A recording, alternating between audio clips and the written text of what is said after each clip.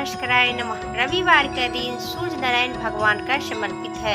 आज सुनिए सूर्य नारायण भगवान की संपूर्ण कथा और कथा के अंत में आप सुनेंगे आदित्य हृदय स्रोत हिंदी अनुवाद। जैसे कि सोमवार का दिन भोलेनाथ की समर्पित होते हैं, उसी प्रकार शनिवार का दिन शनिदेव की समर्पित है। रविवार के दिन सूर्य नारायण भगवान की समर्पित है। शास्त्र के अनुसार सूर्य देव भगवान की कुंडली में दोष है तो सूर्य देव की साधना आराधना करने से कुंडली में सभी दोष दूर हो जाते हैं।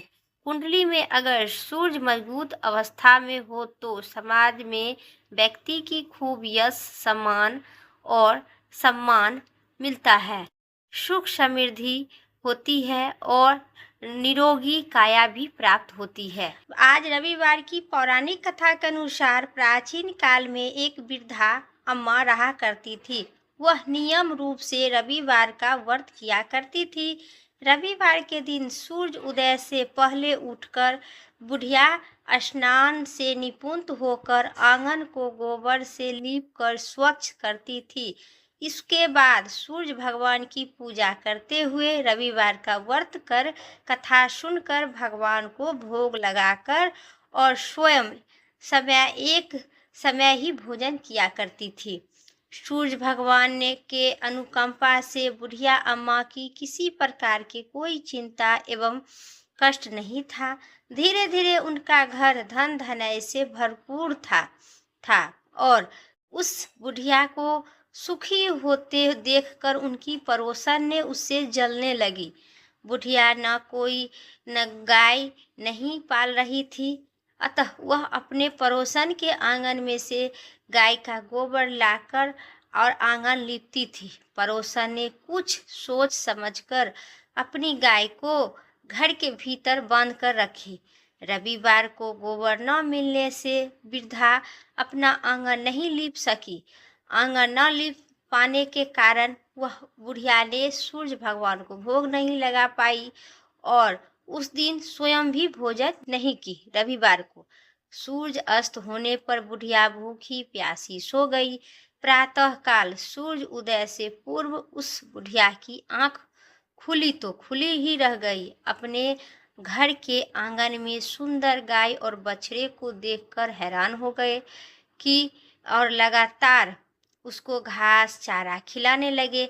देखकर हरा चारा घास लेकर जल्दी जल्दी देने लगे। पड़ोसन ने उन्हें उस बुढ़िया के आंगन में बांधी सुंदर गाय और बच्चे को देखकर उन्होंने अधिक जलने लगी। जल भूनकर राख हो गई और जलने लगी। तभी गाय ने सोने को गोबर किया। गोबर को देखते ही पड़ोसन को आंख तो फटी के फटी रह गई, क्योंकि फिर उस पड़ोसन ने उस गाय के सोने के गोबर वहां से उठा लेती थी और अपनी गाय की गोबर सिर्फ रख देती थी। कितना दिन तक यही सिलसिला चलते रहा। बुढ़िया अम्मा को कुछ भी पता नहीं था। उस बुढ़िया तो बहुत खुशी थी, गाय और बछड़े को पालने लगी। जब पड़ोसन कुछ ही दिन में पड़ोसन धनवान बन गई और वृद्धा ने इधर अपना गाय को पालती थी, वही गोबर से अपना आंगन लीपकर सूर्य भगवान को अपना पूजा करके स्वयं एक टाइम को भोजन करती थी। और बुढ़िया पड़ोसन की चलाक बुढ़िया अम्मा को किसी प्रकार के कोई आभास नहीं हुआ। पड़ोसन कुछ ही दिन में धनवान हो गए। गाय प्रतिदिन सूर्य उदय से पूर्व सोने के गोबर किया करती थी और बुढ़िया उठने से पहले पड़ोसन उस गोबर को उठाकर रख लिया करती थी। बहुत दिन तक बुढ़िया को सोने के गोबर के बारे में कुछ भी पता नहीं चला। बुढ़िया पहले की तरह रविवार को भगवान सूर्य देव का व्रत करती रही और कथा सुनती रही। लेकिन सूर्य भगवान जब पड़ोसन की चालाकी का उनका पता चला तो उन्होंने एक दिन तेज आंधी चलाई। आंधी के प्रकोप को देखकर बुढ़िया अम्मा ने अपने गाय और बछड़े को घर के भीतर बांध कर रखी। सुबह उठकर बुढ़िया ने सोने के गोबर को देखा तो बहुत ही आश्चर्यचकित को ठिकाना नहीं रहा। उस दिन के बाद से बुढ़िया गाय को घर के भीतर ही बांध कर रखने लगी। सोने के गोबर से बुढ़िया की कुछ ही दिन में बहुत धनवान हो गई। उस दिन बुढ़िया धनी होने से परोसन जल भून कर राख हो गए, जलने लगे। और अपने पति को सुंदर गाय और बछड़े को देखकर राजा भी पति एक गांव के राजा के यहाँ भेजकर कहा सुंदर और गाय। राजा ने सुना कि उनकी बुढ़िया के आंगन में एक सुंदर गाय और बछड़े, जो गाय सोने के गोबर किया करती है, वह देखकर राजा बहुत खुश हुए। सुबह की ठिकाना नहीं रहा खुश होने का। उस दिन सूरज भगवान ने क्या किए, जब राजा को पता चला, अपना दूध को भेजकर उस बुढ़िया रोते रही, चिल्लाते रही और उनकी आंगन से गाय खोल कर राजा के दूध ले गया। अब उस बुढ़िया ने ही गोबर न मिलने के कारण नहीं बुढ़िया माँ भगवान सूर्य देव को भोग लगा पाई, नहीं गोबर उठा पाई। उस दिन भगवान सूर्य की भूखी प्यासे बुढ़िया प्रार्थना करते रहे। बहुत करुणा आई भगवान सूर्य देव को। उसी रात सूर्य भगवान ने राजा को स्वप्न में कहा, बुढ़िया को गाय और बछड़ा तुरंत लौटा दो, नहीं तो तुम पर विपत्ति की पहाड़ टूट पड़ेगा, तुम्हारा महल नष्ट हो जाएगा। सूर्य भगवान की स्वप्न से बुरी तरह से राजा भयभीत होकर सुबह उठकर अपने नगरवासियों में ऐलान किया कि और दूतों को बुलाकर कहा, उस बुढ़िया को गाय को जो जाके लौटा दो।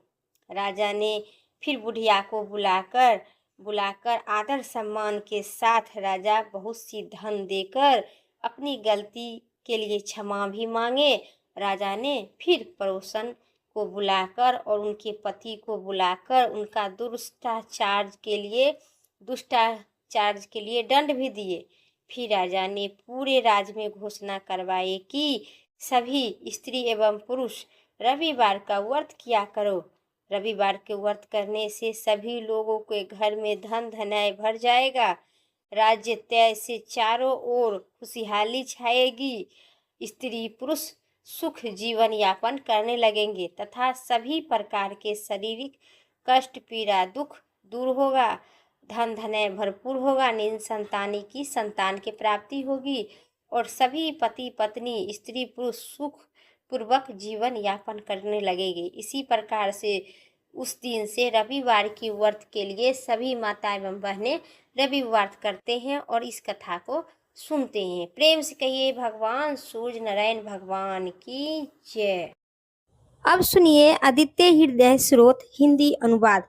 जब श्री रामचंद्र भगवान ने देवताओं के साथ युद्ध देखने के लिए आए तो भगवान अगस्त मुनि बोले, हे राम महामहे राम, सनातन रहस्य को सुनो। वे बस जिस रहस्य से शत्रुओं को जीता जा सके, उस परम कल्याणकारी पुण्यकारी सब शत्रुओं को नाश करने वाले अक्षय फल देने वाले जय पद आदित्य हृदय स्रोत का नित्य पाठ करना चाहिए। यह सभी पापों को नाश करने वाला है और कल्याण कारक है, चिंता शोक को शांत करने वाला तथा उत्तम आयु को बढ़ाने वाला है। अनेक किरणों वाले देव और असुरों को पूजित भुवनेश्वर के स्वामी विवस्त भास्कर के उदय होते समय पूजन करो। ये निश्चित ही समस्त देवताओं की आत्मा है।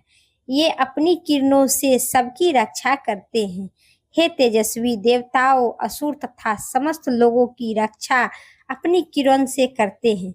ये सूर्य दृष्टिकर्ता ब्रह्मा है, संसार के पालन करता विष्णु है, सहक शिव है, देवों का शत्रुओं को नाश करने वाले सेनापति संकद है, प्रजा के रक्षा प्रजापति है, देवराज इंद्र है, धन दाता कुबेर है, कर्म साक्षी काल है, प्रणहर्ता यम है, सर्वदा शक्ति के साथ रहने वाली चंद्रमा है, सृष्टि भूत जल के स्वामी वरुण है, ये सब पिता के वायु है, संध्या देव और दोनों आसनी कुमार के समान व्यापक, अनाथों के दूर करने वाले सर्वज्ञाता मनु ज्ञात और और व्यापक वायु है। अपनी महिमा से स्थित होकर सब वस्तुओं का वहन करने वाले वहन है। उत्तम जन्म धारण करने वाली प्रजा है। प्राण धारण करने वाले प्राण है। बसंत 6 वस्तुओं को कर्क के और प्रभा आकर है। ये सभी पदार्थों को ग्रहण करने वाले आदित्य के पुत्र अदिति है। किरणों के द्वारा मेघ बनाकर अन्यधित उत्पन्न करने वाले सविता है। सर्वव्यापक सूर्य है। आकाश में भ्रमण करने वाले सूर्य के स्थापन करने वाले पुष्प है। किरण धारण करने वाले गर्भभित है। स्वर्ण के समान मूर्ति वाले भानु है। सुशोभित दिष्ट प्रकार की तेजस्वी संसार के उत्पत्ति करता बीज धारण है। इनके घोड़े हरे रंग के हैं। ये 10 दिशाओं में व्यापक करते हैं। अनंत तेजधारी है। 7 प्राणों के उत्पत्ति करता है। किरणों के धारण करने ज्ञाता है। अंधकार को नाश करने का कल्याण उत्पन्न करता है। भक्तों के अनाथों को नाश करते हैं। ब्रह्मांड के चेतना देते हैं और असूधारी है। संसार की उत्पत्ति करता, स्थित और प्रलय करता का निमित्त ब्रह्मा विष्णु तथा रुद्र रूपा है। सुखदाता स्वभाव वाले हैं। सबके स्वामी दीन के हैं। उत्पन्न करता, उपदेश देने वाले काला रूपी रुद्र है। गर्भ में धारण करने वाले महाविद्या रूपी आदित्य के पुत्र है। आनंद रूप और आकाश रूप में जड़ता नष्ट करने वाले हैं। आकाश के स्वामी, अज्ञान के नाशक, त्रिवेद, यजुर्वेद और समवेद के ज्ञाता है।